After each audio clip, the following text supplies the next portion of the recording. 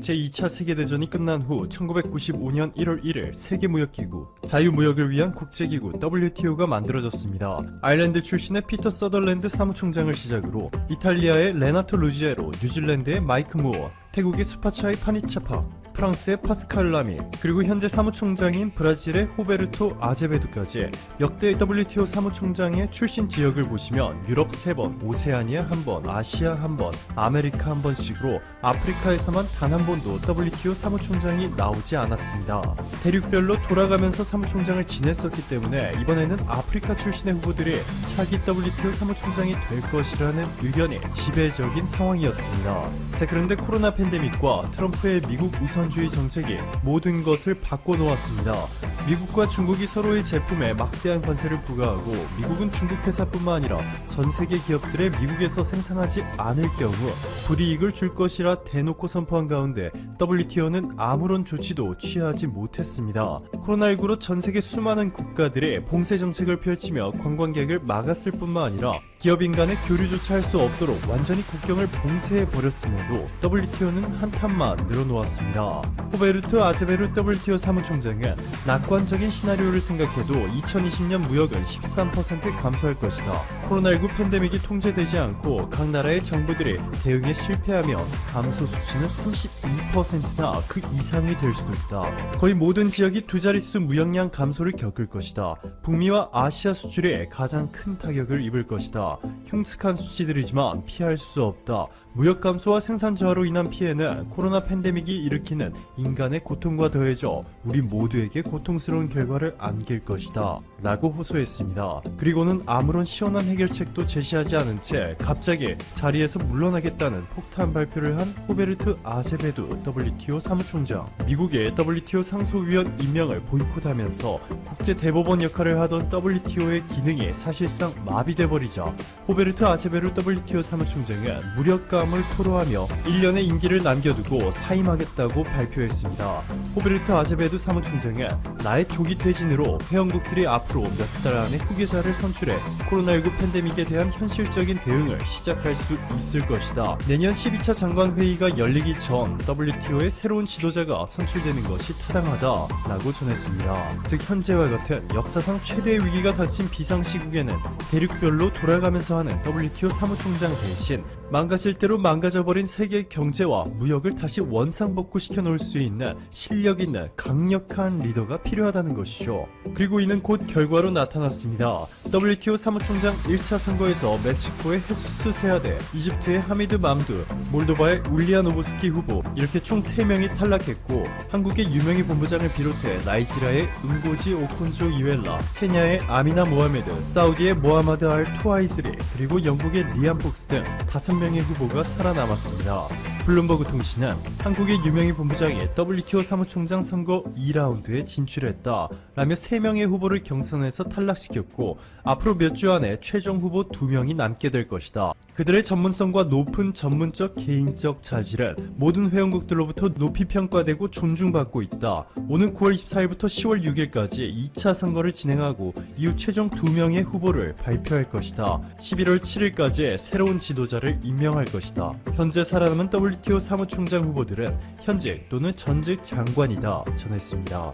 영국의 로이터 통신은 이번 WTO 사무총장 선거에 출마한 3명의 여성 후보에 대해 집중적으로 보도하며 특히 한국의 유명희 본부장에 대해서는 한국의 첫 여성 통상교섭 본부장으로 미국과의 무역협정 재협상을 주도했고 한국의 무역협정에 대해 깊은 연구를 한 인물이다 라고 묘사하며 집중 보도했습니다.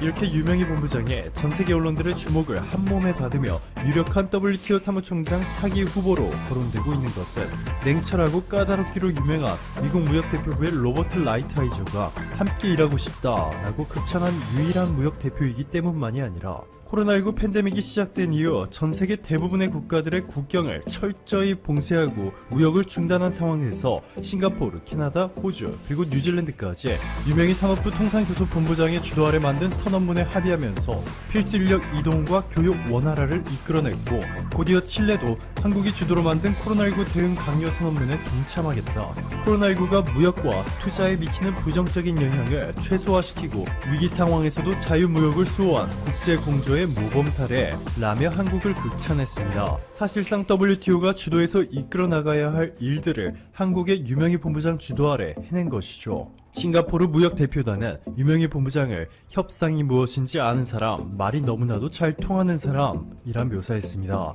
여기서 더 중요한 점은 WTO의 1년 예산 2,500억 원 중 미국이 11.691%로 1위, 중국이 10.303%로 2위, 독일 7.149%로 3위, 유일하게 한국에서 WTO 사무총장이 탄생하지 않기를 간절히 바라고 있는 일본의 지분은 3.925%로 한국 2.9%와 크게 차이나지 않고 있습니다. 즉 미국, 중국, 독일 이렇게 세 나라만 설득하며 사실상 나머지 국가들은 자연스럽게 이들의 결정에 따라오는 형식이고 일본의 의견은 그리 중요하지 않다는 것이죠.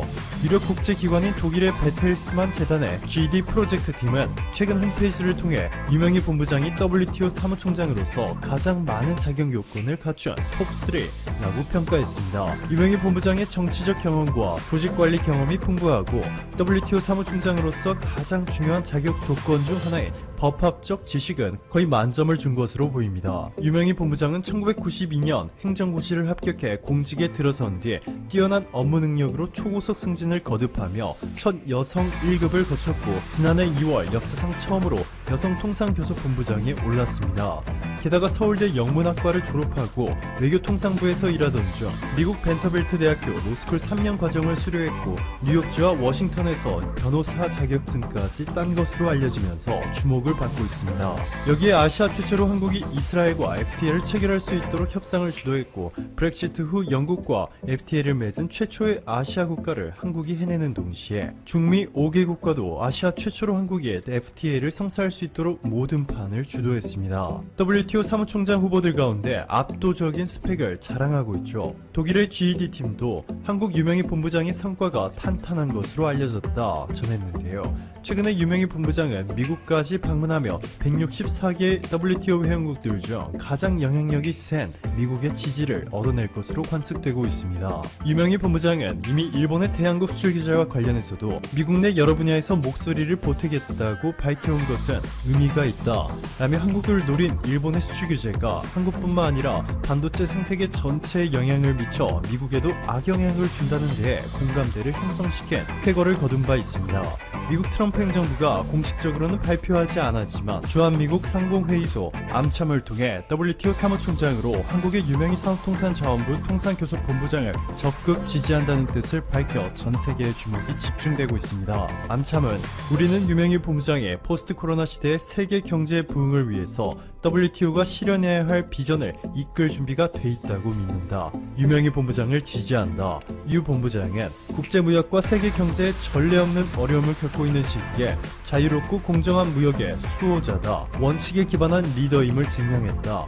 한국과 미국의 정치, 경제 분야 당사자들의 민감한 이해관계에 아주 능숙하게 대응했다. 제재안 발효에 따라 15일부터 화웨이의 반도체 공급을 중단한다.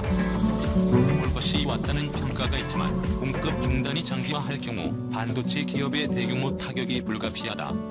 화웨이는 한국 메모리 반도체 업계의 핵심 수요처다. 한국 반도체 투톱은 위기를 맞았지만 7월부터 화웨이에 대한 반도체 공급을 중단한 대만 TSMC는 승승장구 중이다. 화웨이 매출 감소분을 상쇄하고도 남을 정도로 주요 고객사 주문이 늘어난 덕이다. 빠른 정치적 판단과 독보적 기술력, 위탁 생산만 해온 업력이 경쟁사 대비 유리한 고지에 오른 배경이다. TSMC는 반도체 위탁 생산 시장 점유율 세계 1위 업체로 이 회사 매출에서 화웨이가 차지하는 비중은 2019년 기준 14%에 달한다. 11 반도체 업계에 따르면 최근 삼성전자와 SK하이닉스는 미 정부의 화웨이에 반도체 공급을 하기 위한 승인 신청을 했다. 미 정부가 승인하면 공급이 가능하지만 미중 갈등을 지속하는 분위기에서 당분간 공급 재개는 어려울 것이라는 전망이 나온다. 유진투자증권에 따르면 2019년 삼성전자 매출에서 화웨이가 차지하는 비중은 3.2%다. SK하이닉스는 화웨이 관련 매출이 전체 11.4%로 3조 원쯤이다. 7조 3,700억 원 수준으로 추산된다. 양사는 화웨이를 대체할 고객사를 찾아 나섰다. 세계 2위 스마트폰 제조사인 화웨이 물량을 대신할 대체 수요처로 오포, 비보, 샤오미 등 중국 3사가 떠오른다.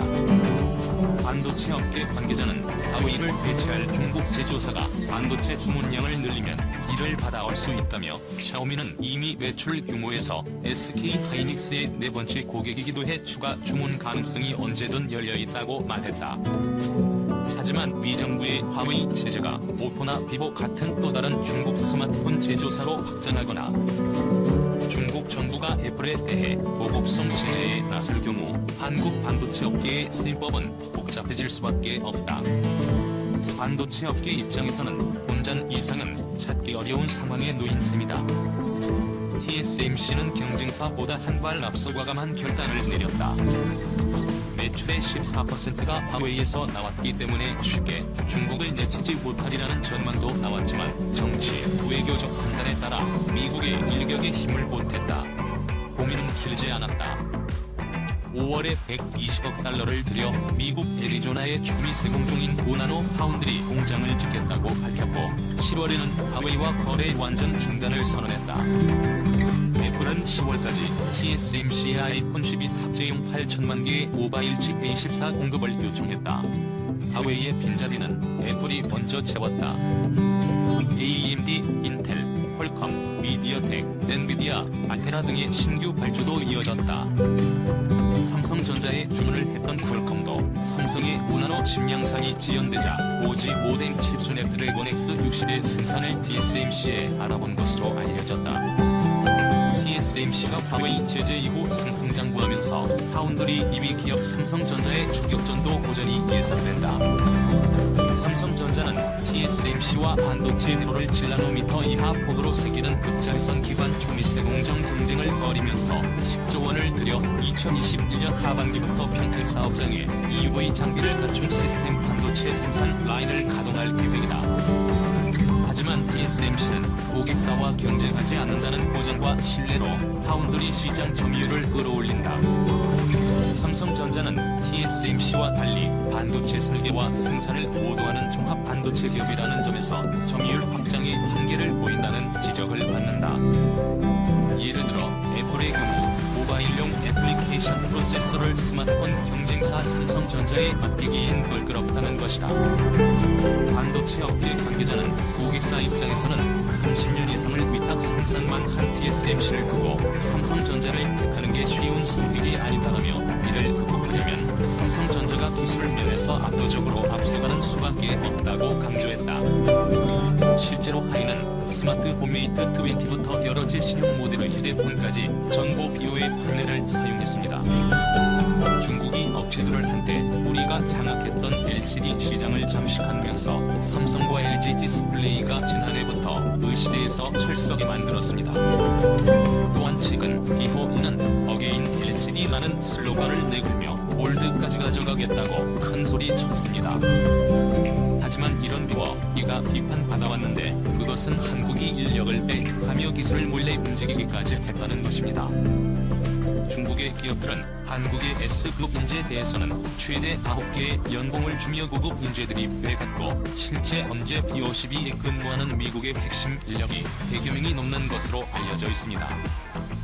중국의 국영기업 일하이와 비어있는 연합하여 수단과 방법을 갈지 않고 우리 기업들의 투자와 연구를 무력화시키며 중국의 골드 산업을 띄우려고 했습니다. 하지만 이번 미국의 하일 제재로 인해 하이와 비비가 싸움으로 타격을 입으며 불의 힘을 합쳐 한국에 뛰어넘겠다는 목표는 실패할 가능성이 커지고 있습니다. 지난 4일 충남 아산에서 삼성 디스플레이의 LCD 어터라인이 QLED 라인으로 교체 공사 장면이 보도되었습니다. QLED 디스플레이 설비를 가득 실은 트레일러 위 장비들은 청 삼가인망으로 꽁꽁 포장되어 들어왔습니다. 삼성 디스플레이 국내의 공장을 막론하고 LCD 생산 라인의 전면 개조 작업이 벌어진 것입니다. 삼성 디스플레이 마산 캠퍼스 QLED 교체 공사에서 코로나 방역 못지않게 보안 해도 심혈을 기울이고 있습니다.